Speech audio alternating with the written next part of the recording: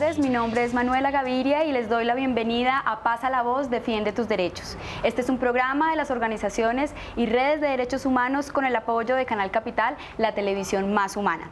Síganos en las redes sociales, les recuerdo que estamos en Facebook, en Pasa la Voz, y los invito a darle me gusta, y también estamos en Twitter, en @PasaLaVozDH, hoy con el hashtag numeral No es hora de callar.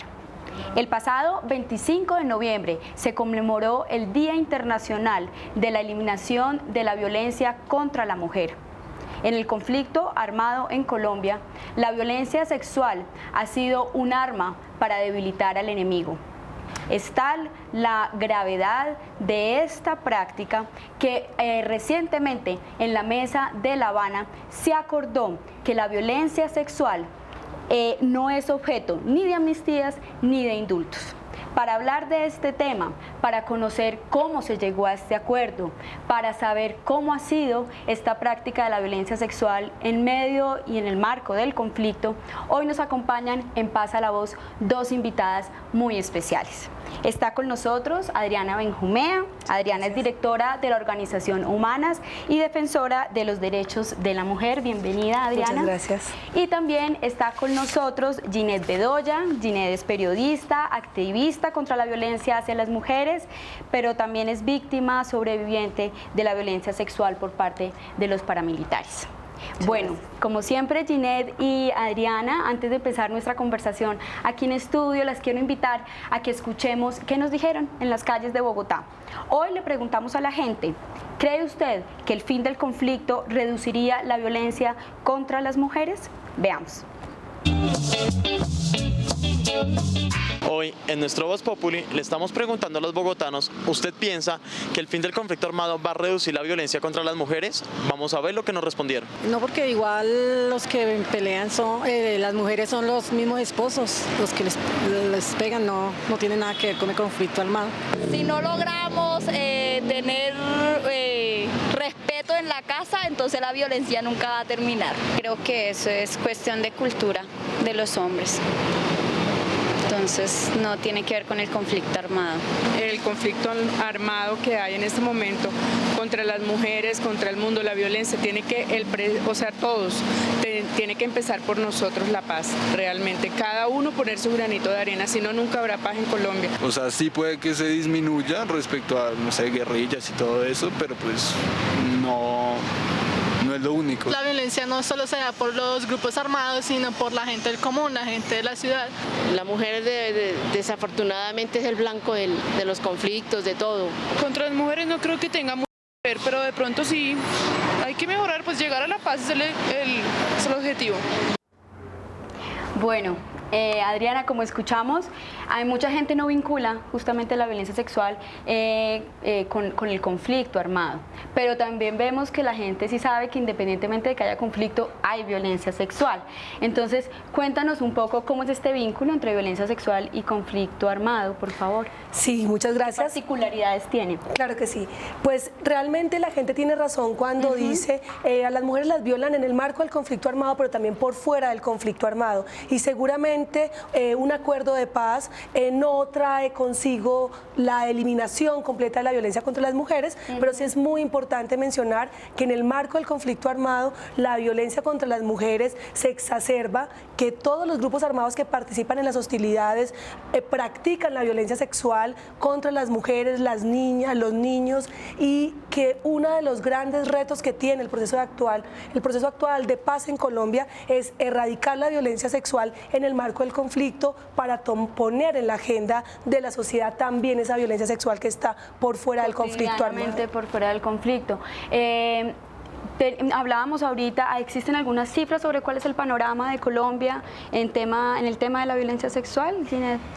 Bueno, yo creo que lo primero que hay que resaltar es que hasta hace algunos años no se hablaba de violencia sexual en Colombia, no se reconocía que a las mujeres se les violaba en medio del conflicto armado, pero también en la casa, en la calle, en la oficina, y hubo un cambio, no creo que de mentalidad, sino de avanzar en reconocer lo que estaba ocurriendo. Visibilizar. Exacto. En el 2009 se hizo un estudio, que es el primer gran estudio que se hace en Colombia sobre el impacto de la violencia sexual, gracias al apoyo de la organización internacional Oxfam y con el apoyo de varias organizaciones de mujeres.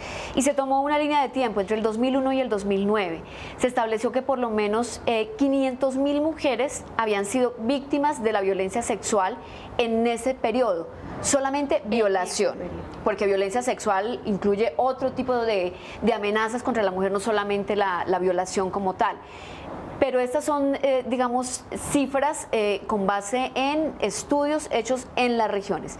Sin embargo, el número de víctimas, teniendo en cuenta los casos que no se han registrado, los casos que tiene el Centro de Memoria Histórica, los casos de organizaciones de mujeres, está regadito, es que puede llegar a 2 millones. 2 millones de mujeres violadas solamente en un periodo de tiempo en el marco del conflicto armado. Del conflicto. Justamente esta gravedad de esta práctica, muchos colombianos también la pudimos conocer a través de tu caso, Ginette. Tú eres víctima sobreviviente de la violencia sexual y sería importante que nos conocieras y que nos contaras para que la gente conociera a qué te enfrentaste para poder hacer justicia. Yo creo que el primer paso fue hablar. Hoy puedo decir que parte de mi sanación fue abrirle el camino a muchas mujeres para que hablaran. Cuando yo hablé por primera vez a finales del 2009, lo hice porque ninguna mujer quería hablar públicamente de que había sido violada y de que eso pasaba. Ajá. Y lo hice a un costo personal muy, muy grande. Pero creo que con la responsabilidad de haber quedado viva. En eso consiste ser sobreviviente. Y después de que yo hablé, tener, por ejemplo, la voz de Angélica Bello, que hoy ya no está con nosotros, que murió, pero escuchar de ella decir, cuando yo la escuché hablar a usted, yo también sentí que yo también podía hablar, y que eso se fue replicando a lo largo y ancho del país, que muchas mujeres tomaron esa decisión. Yo creo que ese fue un paso fundamental. Después empieza el tema de la justicia y ahí es donde empieza a desmoronarse todo. Mi caso está en la completa impunidad 15 años después y mi caso solamente es la muestra de miles de casos en todo el país que hoy luchan contra la impunidad. Bueno, vamos a ir a una pausa y ya regresamos a Pasa la Voz.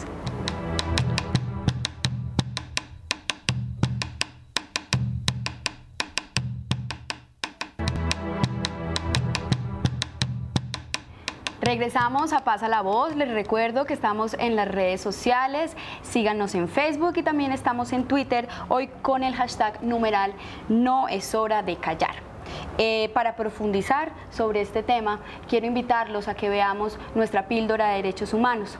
Conozcamos un balance sobre la violencia sexual en Colombia realizado por la organización Cisma Mujer. La violencia sexual es un crimen que ha ocurrido históricamente a lo largo de todos los conflictos armados en el mundo y Colombia no es la excepción. De manera muy importante en los últimos años con una tendencia al aumento por parte de la fuerza pública, las fuerzas militares, pero también grupos paramilitares y de guerrilla han cometido graves violaciones a las mujeres y formas de abuso sexual contra ellas. Es un delito que se comete contra las mujeres por el hecho de ser mujeres y que tiene la intención de profundizar el control militar, social y político sobre las regiones, pero también disminuir la capacidad de las mujeres para generar procesos sociales de organización comunitaria, social, política, de las defensoras de derechos humanos y de alguna manera es una forma entonces de controlar las comunidades enteras. Las afectaciones que genera la violencia sexual no son solo contra las mujeres que han sido víctimas directamente, sino también contra sus hijos, sus familias, sus comunidades y la sociedad en general. Adriana, justamente nos gustaría que nos contaras en qué consiste eso de ver la violencia sexual en el marco del conflicto con un enfoque diferencial. ¿Eso qué quiere decir? Bueno, eso quiere decir que uno no puede tratar igual lo que es distinto. Ajá. Cuando uno habla de la violencia sexual, está hablando de unos delitos que ponen la sospecha en la víctima más que en el victimario. ¿Sí? Cuando yo les cuento a ustedes que me robaron un reloj, ustedes no me preguntan por qué me compré un reloj, pero cuando una mujer es víctima de violencia sexual, muchos sectores de la sociedad incluso se preguntan ¿y dónde estaba? Sí. ¿Cómo estaba vestida? Sí. Entonces, no podemos tratar igual lo que es distinto, y la violencia sexual es un crimen que se comete en el marco del conflicto armado y por fuera de él, fundamentalmente contra las mujeres. Es un delito que permanece silenciado y que ubica la culpa más en la víctima que en el victimario. Y eso ya genera dificultades para acceso a la justicia, eso ya genera dificultades para saber la verdad. Creo que eso hace que hablemos de un enfoque diferencial de la violencia sexual, de la necesidad de mirarla distinto, dar unas posibilidades distintas que no se presentan en otros delitos en el conflicto y también por fuera del conflicto. Justamente, ¿cómo se llega a ese acuerdo en La Habana? ¿Cómo fue ese proceso? Bueno, ahí hay una cosa muy interesante, y es que si revisamos los acuerdos o las conversaciones, podemos ver que en 3 años de conversaciones nunca en la mesa se había hablado de violencia sexual. Era un tema un poco esquivo a las mujeres y a las víctimas sobrevivientes de violencia sexual.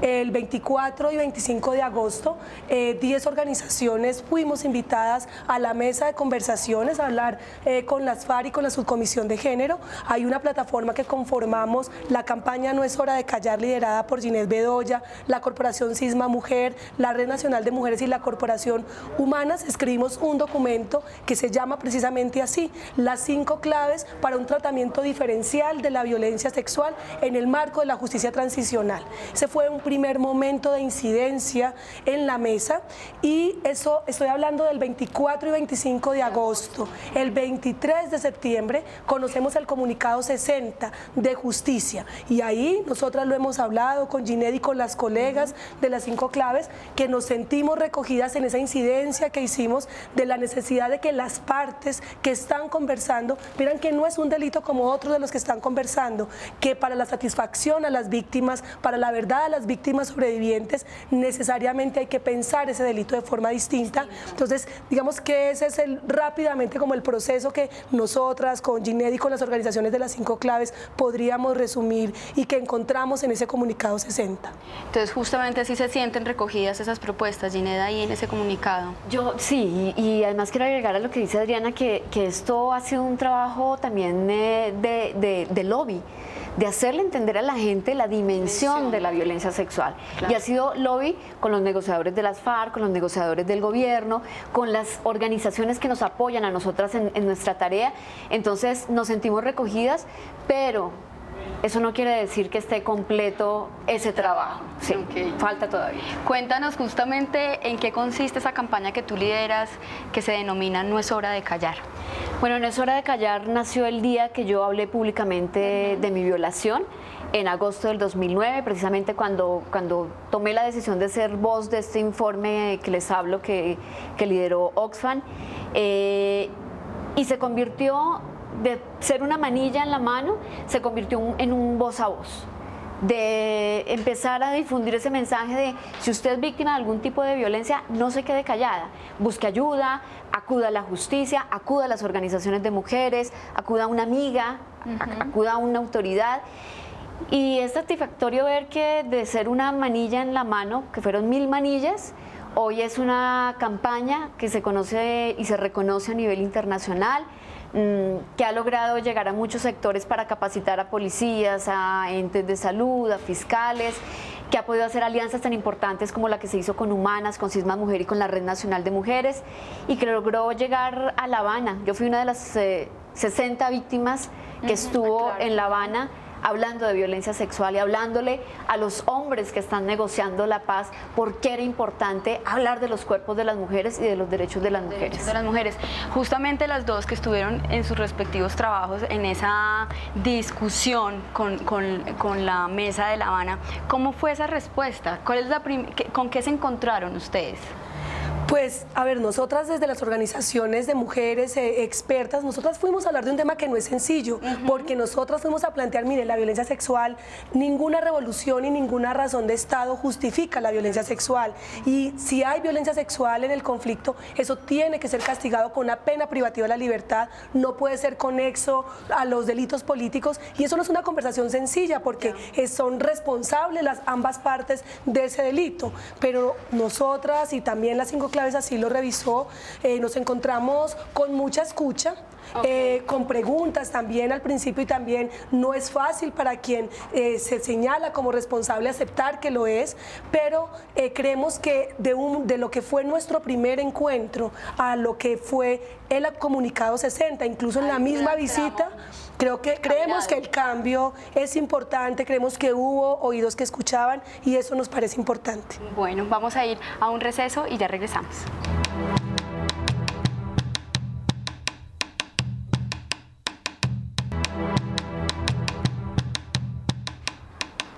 Seguimos en Pasa la Voz. Les recuerdo que para nosotros es muy importante conocer qué están pensando, sobre todo por el tema del día de hoy, que es la violencia sexual contra las mujeres en el marco del conflicto, y entonces estamos con el hashtag numeral No es hora de callar. Adriana, teniendo en cuenta pues este panorama del que ya hemos hablado, ¿cuáles son esos retos fundamentales a la hora pues de hablar de un enfoque diferencial? Pues yo quiero resaltar dos que están en el comunicado 60. Uno, la verdad para las mujeres. En muchos territorios del país se habló de la violencia sexual como lo que querían las víctimas, como que ella quiso, como que se fue con los hombres armados. Creo que es muy importante para las mujeres que se sepa la verdad de lo que fue la violencia sexual como arma de guerra en muchos territorios del país por todos los grupos armados, y tener claro la responsabilidad del país y de la sociedad con los testimonios de las víctimas. La violencia sexual no siempre se comete en público, es la versión de la víctima y del victimario, y si es un delito que se comete contra las mujeres, pero además se pone la culpa en ellas, ¿por qué vamos a sospechar de la voz de las mujeres? Entonces se haga un llamado a que es mucha la verdad que todavía falta por saber, y que las mujeres víctimas de violencia sexual quieren que los victimarios reconozcan. Eso es parte de la verdad que este país, esta sociedad se debe. Y uno segundo que tiene que ver con la categoría de violencia sexual que está en el comunicado 60, y es que en el conflicto armado hay múltiples formas de violencia sexual, no solamente la violación, hay los delitos abusivos, toda la violencia que se comete contra las niñas en el marco del conflicto armado, y eso es también un gran reto para reconocerlo en este proceso de paz. Muy bien, Adriana. Ginette, para finalizar el programa del día de hoy, ¿cuál es el mensaje que tú le envías a esas otras víctimas sobrevivientes de violencia sexual, pero también a la sociedad y también a la Mesa de La Habana, porque todavía restan cosas por hacer? Rápidamente, tres cosas. Primero, y retomando la pregunta que hacías en el segmento anterior, ¿cuál fue la respuesta de los hombres que escucharon mi testimonio en la Mesa de La Habana? En los ojos de muchos de ellos vi lágrimas, y eso para mí fue una señal de esperanza. Segundo, las mujeres que hemos sido víctimas de violencia sexual no queremos a nuestros victimarios 100 años en la cárcel, queremos la verdad, porque esa es la verdadera justicia que nosotras podemos encontrar. Y por último, decirle a todos los televidentes que pasen la voz, que la violencia sexual hoy estuvo en mi cuerpo, pero mañana puede estar en el cuerpo de su hija, de su hermana, de su amiga, de su compañera de trabajo. Y eso tiene que ser lo primero para concientizarnos de qué acción tenemos que tomar para frenar la violencia contra las mujeres.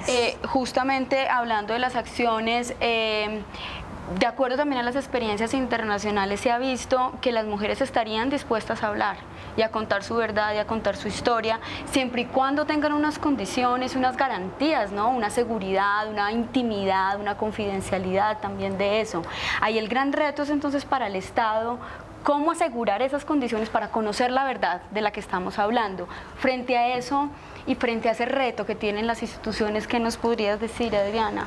Pues mira, nosotros en las 5 claves hablamos de las garantías de no repetición, porque la violencia sexual no puede repetirse, tiene que ser un mínimo pacto de la sociedad que no tolere ningún tipo de violencia contra las mujeres, y para eso, por supuesto, se requiere una institucionalidad respetuosa de los derechos humanos de las mujeres, una institucionalidad que se comprometa a unas rutas de acceso, de no revictimización de las mujeres, y esa transformación es una transformación que también tiene que traer el proceso de paz, unas jurisdicciones especiales para que las mujeres puedan ser escuchadas. Las mujeres sí quieren hablar, por eso han hablado con Ginette cuando se la encuentran, por eso se hablan con organizaciones cuando se las encuentran, pero necesitan oídos capaces de escuchar y que sean atentos a esas violencias y que no estén pensando en que hay cosas más graves. Usted por lo menos quedó viva, pero es que entiendan lo que para una mujer víctima sobreviviente de violencia sexual eso significa. Y también eso va de la mano de esa escucha y de esa verdad, también va de la mano todo un trabajo también psicológico y terapéutico, ¿no? En parte también como esa sanación. Ginette, de pronto tú nos podrías decir a partir de tu experiencia, ¿qué va después de hablar? Bueno, yo creo que ahí es donde tenemos un vacío grande y ese es el reto que tiene el Estado en un periodo de posacuerdo. Es cómo vamos a recibir a todas esas mujeres que van a empezar a hablar, porque nuestra gran aspiración es que haya una comisión de la verdad para delitos de violencia sexual. Y ese tiene que ser un compromiso de la Mesa de La Habana. Tiene que haber una comisión especial para que se pueda destapar todo eso, no solamente en crímenes de las FARC, en los crímenes que cometieron los agentes del Estado y los del mismo paramilitarismo. Entonces creo que el vacío grande que hay es que no hay una atención efectiva para las mujeres. Ni siquiera yo, que soy una mujer que puede acceder, que tiene todos los recursos para recibir esa ayuda, la he recibido. Imagínense qué está pasando en Chocó, en Putumayo, en Norte de Santander, donde tenemos mujeres afrocampesinas, indígenas, que no pueden acceder a ningún servicio. Entonces, bueno, hay retos para todos, para las instituciones, para las mujeres, para que hablen y cuenten su verdad, pero el gran reto es para la sociedad, hombres y mujeres. Tenemos que solidarizarnos y ponernos en pie de lucha por esa verdad frente a la violencia sexual. Hasta aquí llega nuestro programa el día de hoy. Yo les agradezco mucho a Adriana y Ginette por habernos acompañado. Muchas gracias. Yo los espero a ustedes el próximo jueves aquí en Canal Capital a las 6:30 de la tarde. Los dejo con nuestra sección ¿Cuál es su rollo? Veamos el cortometraje Violeta, realizado por el Centro de Derechos Humanos y Litigio Internacional. Hasta el próximo jueves. Una noche, mientras tejía, una mujer sabia se acercó a Violeta y le dijo que ella tenía derecho a saber la verdad frente a lo que había pasado con sus hijas. El temor se apoderó de los huesos cansados de Violeta. Los sin sombra no solo se habían llevado a sus hijas, también las habían violado. Pasaron 7 años. Un día, el Consejo de Sabias decidió llamarla hasta su palacio. Cada una le dio una recomendación en favor del cumplimiento de sus derechos y al final le manifestaron que la impunidad que reina en Colombia frente a la violencia sexual y a las desapariciones forzadas ha convertido a las mujeres en víctimas ocultas del conflicto armado. Un eco gris se acercó a Violeta. Le dijo que tenía pistas sobre sus hijas. Violeta pensó que eran buenas noticias, impulsadas por las recomendaciones de las sabias, pero en ese momento se dio cuenta que dichas pistas